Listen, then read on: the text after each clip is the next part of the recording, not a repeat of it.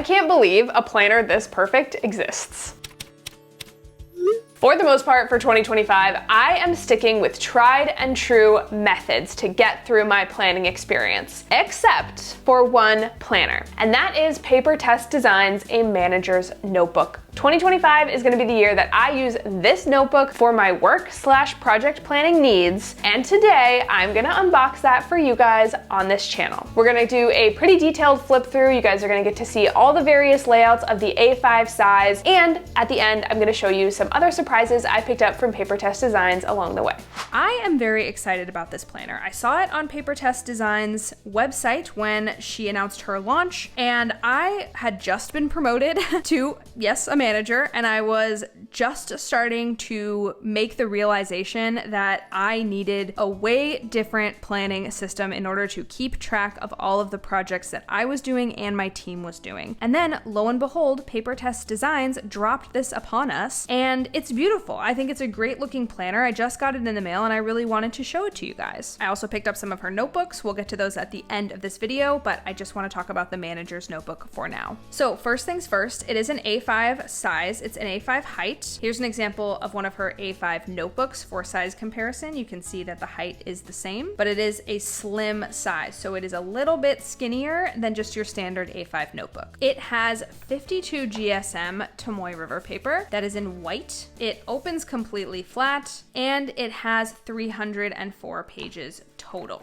which span a variety of monthlies, weeklies, project dashboards, and blank pages. This is what it looks like from the top view, from the side. Decently thin, but not paper thin. To give you a sense of size comparison, this is Sterling Inc.'s half-year common planner, and this is the manager's notebook. About the same width, but it feels a little bit more substantial. I think that's just because of the added length. This was a B6 and is slightly floppier. But this has some structure to it. The front cover is obviously nice and floppy and soft, but the back cover is a little bit stiffer because it comes with one of these nice pockets. Right off the bat, I'm noticing some things that do bug me though. Like for example, in this print here, you can see that managers, like the apostrophe is going the wrong way for some reason. That's gonna really bug me, but I don't think it's gonna stop me from actually using the planner. And she calls this a project planner, and from my brief looks inside, it definitely is. So let's take a look together. So we open with a This Notebook Belongs To section, Manager's Notebook Yearly Edition by Papertess Designs. This page is quite thick, and then we get into the nice soft Tomoe River paper. Another cover page. This is a yearly overview with a blank page for all your planning needs. I am noticing that this is just like a little bit closer to the margin than I would personally like. That design is just like really, really close, but I don't imagine that I will be really tracking anything super specific that will require me to, manipulate the page in any way here. So I think that's fine. I think it's interesting her yearly overview is here and the blank page is here. It's really inviting you to use this space as something that is,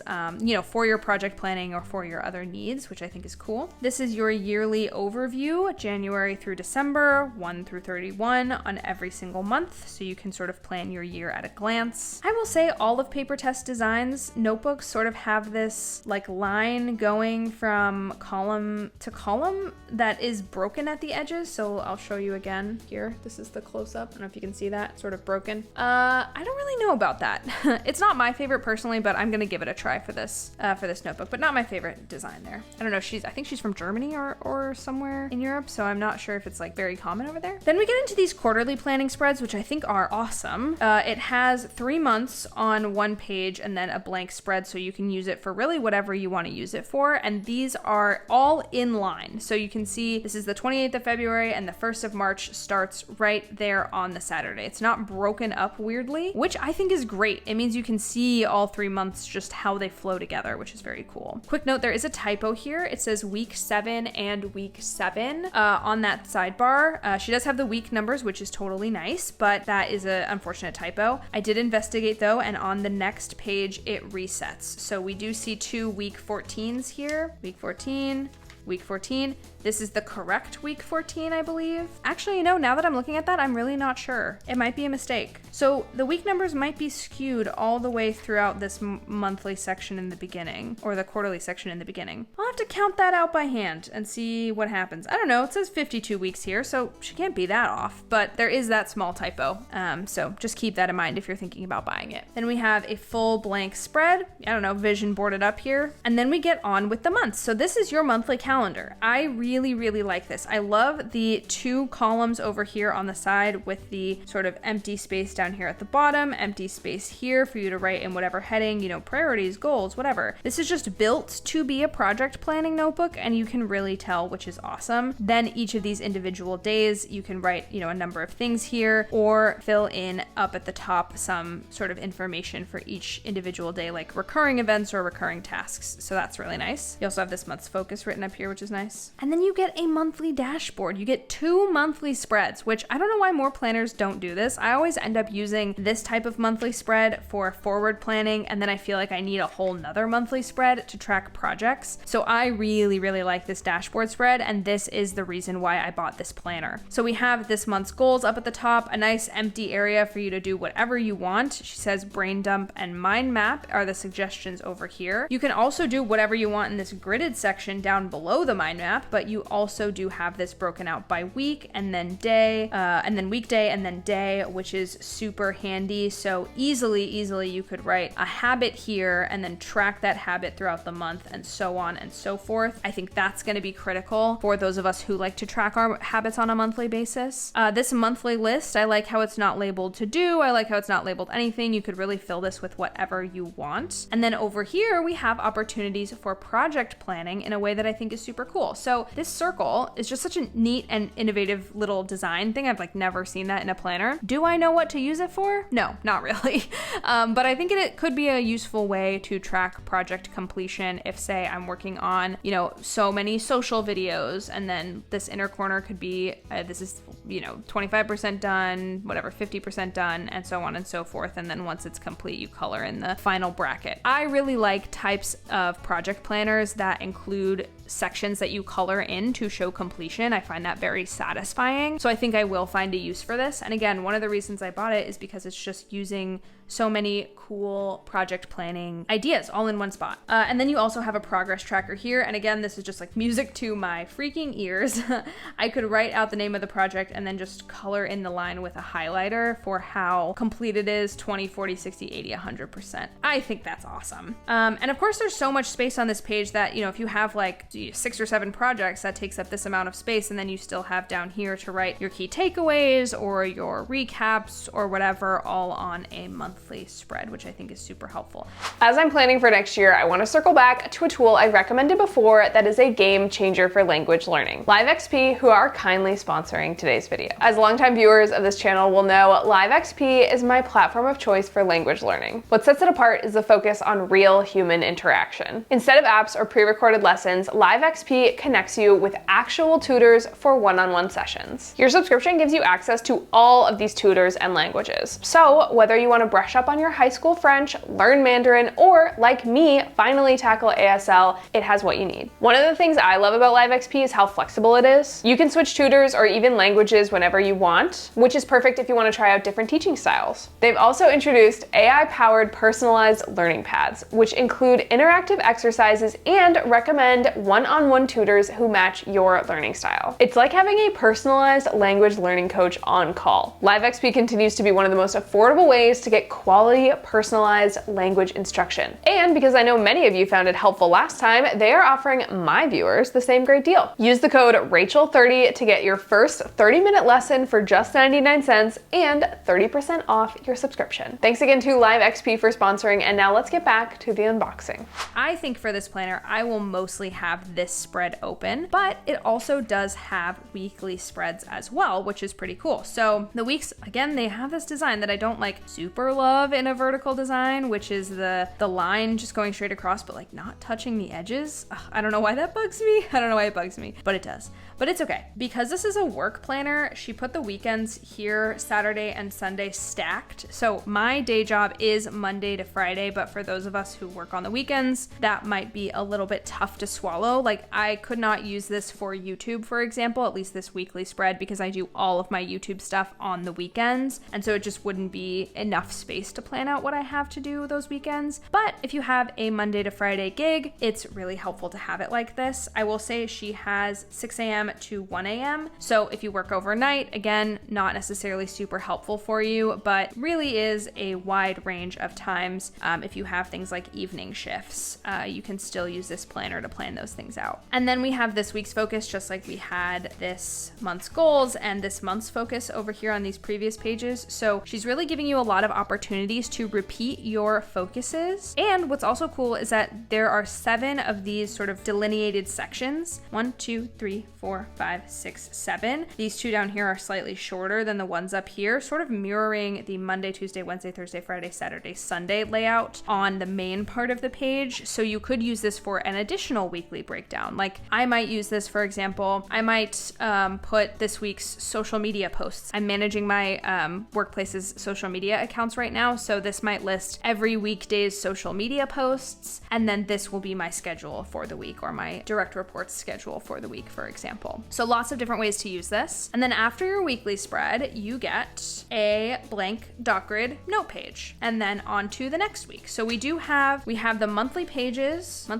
right into the weeklies, all 4 weeks together with a blank dot grid spread separating each weekly. And then once we finish off with January, it goes right into February, starting with the months again. So it's not like many of the other planners on the market where it's monthly pages bundled in the front, then you get like all of your weekly pages, and then you get all of your daily pages. She sort of gives you the opportunity to really use this planner in real time as it's going. So once you get this far through the planner, that's how far you are through the year. And I like that as a visual, especially for things like project planning and stuff like that, because you really need that linear sense of time, I feel. I'll also say that the weeks, like she doesn't double up or anything. So this is February into March, and you can see this is the week for February, and then March is Saturday and Sunday, and our first week in March then starts on the 3rd. So there's no doubling up of weeks, which I like as well. I will say for me, I'm not a super fan of dot grid, so I don't love these middle pages. I like a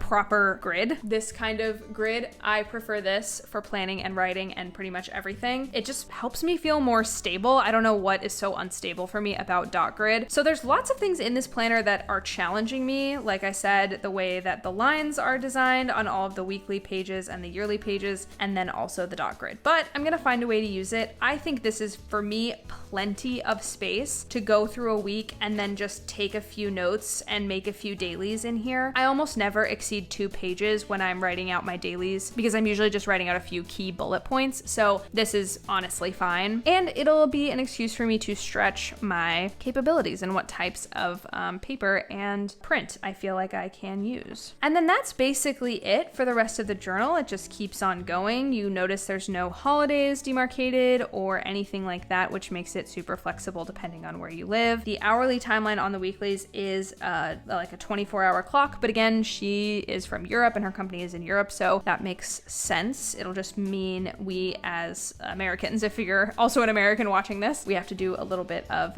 math in our heads, which is not a big deal, since I think a lot of us use international planners anyways. And then there's a few pages at the back that are just plain dot grid note pages. So we finish with the final week in December and the first few days of January, and then we start on these blank pages. There's one that's completely blank right after the weeklies, and then from there on they are numbered, which is very helpful, but ultimately I'm not sure why, since there's so few of them. There's 28, it looks like, so 1 page per moon phase if you track the moon phases. But no, in all seriousness, I don't imagine that I will be using these back pages except for maybe further project planning. I might do a project planning outline of all the tasks that I need to do and then pull those into the monthlies when I want to reference them and make progress reports or make habits. But for the most part, part, I think these pages are going to remain blank for me, and that's because I really like to do a lot of my brainstorming and project planning in regular notebooks because I feel that I need a lot of space, much more than 28 pages of space. But that's not what this notebook is for. This is for the higher level project planning items in your agenda. Another thing about the front cover and about all the foiling on this is that it appears to be rose gold, at least on the black edition that I have, which is very pretty indeed. I'll also say, if you've never used a Papertess Designs planner before, which I have never used a Papertess Designs planner before, this is baby's first. The cover is super smooth, very smooth. It feels, I don't know if I would really call it like leatherette, and I don't actually know what the material is made out of, but it is really soft. I'll also need to figure out a cover for this. I don't know many covers that fit an A5 Slim. I have covers for full A5 planners, but not a lot for A5 Slim. So if you have a suggestion, please leave that in the comments below. I also just really quickly want to talk about 2 of her notebooks that I picked up. I've just been fiending for some nice blank notebooks. I've been in Moleskines for the past little while. When it comes to a blank notebook, I've just been using those. But this year, I bought a bunch of nice blank notebooks. I bought a couple Hobonichi notebooks that are A5 size, so about this big as well. And then I bought these 2 from Papertess Designs. One that is A5, which may be my accompanying notebook to this bad boy if I can, find a cover big enough, like goodness gracious. Or I might use these as journals, either one. This one is in a B6 size, so it's a bit smaller than the A5. And that's just because I have so many B6 covers. I wanted to be able to use those and not have to buy all new covers. So I bought one that's a B6 size, and this allowed me to see some of the other colors that Papertess Designs offers. This one is the sage green color, which is honestly so beautiful. I'm obsessed with it. And then this one, I can't remember what the color name is called, so I'll just put it up on the screen, but it is very pretty and a very pale pinky sort of tan color. I'll also say that I got these with foiling. So the green comes with this gold foiling and then gold foiling on the edge. And this one came with rose gold foiling and rose gold foiling on the edge, which I actually really like. I've never seen another company do rose gold foiling, so that's pretty cool. These are also her second quality notebooks, so they were slightly cheaper, and so far I haven't been able to discern any actual second quality things that matter. What I think it is the foiling on the side. It's just not uniform, and there's like a little bit of parts that are shinier and a little bit less shiny. So I think that is what it is. That is true on this planner, and it's also true on this planner. The foiling is just not really uniform, so that must be what the second quality is about, but that doesn't really affect my opinion of the planners, or rather the notebooks, in any meaningful way. And just if you're curious, this is what the inside looks. This is the A5 and then the B6. I will say this feels like a weirdly large amount of room to have up at the top here, so maybe printing was also slightly off, and that's why this is second quality. But again, it's not that big of a deal because I will mostly be using this gridded section, and then I could just put notes or other like top level page information at the top there, sort of common planner style, or I could put dates there if I'm using it for journaling. So it really doesn't bug me, but just wanted to say. These are also not numbered at the bottom, which is fine. I don't really care about numbered pages if I'm just using it as a notebook and not as like a planner or a project planner or anything. And I think that's really what these will be. So that is my Papertess Designs haul. I hope you guys enjoyed it. I hope you guys enjoyed the manager's notebook walkthrough. I'm really excited to use this planner, and I've never seen it or anything like it before. So I think it's a cool, unique offering, and we'll see how 2025 goes with this in my back pocket. Leave your thoughts, comments, suggestions, hot takes down below in the comments, and I'll see y'all there, and of course in the next one. Bye.